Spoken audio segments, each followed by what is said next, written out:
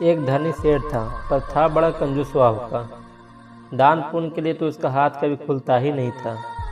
उसके घर जो पुत्र बहू आई वह बड़े कुलीन और सत्संगी घराने की थी। घर के संस्कारी माहौल और सत्संग में जाने के कारण बचपन से ही उसके स्वभाव में बड़े बुजुर्गों की सेवा, साधु संतों का स्वागत सत्कार, सत्संग सुनना, दान दक्षिणा आदि उच्च संस्कार आत्मसात हो गए थे।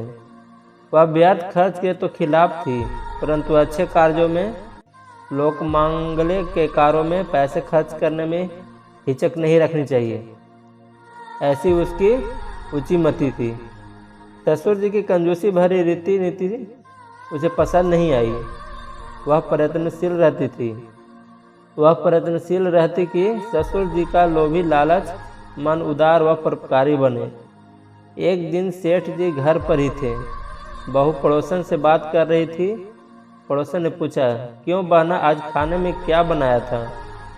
तब बहू ने कहा, बहन आज कहाँ रसोई बनाई, हमने तो खाया बासी और बन गए उपवासी। बहू के सब ससुर जी के कानों में पड़े तो वे चौंक और अपनी पत्नी पर बिगड़ पड़े कि ठीक है मैं कंजूस हूँ, परंतु इसका मतलब यह नहीं कि मेरी समाज में कोई इज्जत ही नहीं है। तुमने बहू को बासी अन्न खिला दिया, अब वह तो सारे मोहल्ले में मेरी कंजूसी का ढिंढोरा पीट रही है। सेठानी ने कहा, मैंने कभी बहू को बासी खाना दिया ही नहीं। मैं इतनी मूर्ख नहीं हूँ कि इतना भी न जानूँ। सेठ ने बहू को बुलाकर पूछा, बेटी तुमने तो आज ताज़ा भोजन किया है, फिर पड़ोसन से झूठ क्यों कहा कि खाया बासी और बन गए उपवासी? ससुर जी, मैंने झूठ नहीं कहा, बल्कि 100% सत्य है।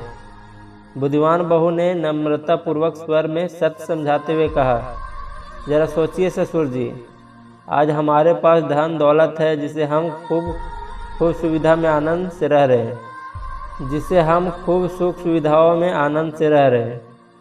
यह वास्तव में हमारे पूर्व जन्म के पूर्ण कर्मों का ही फल है।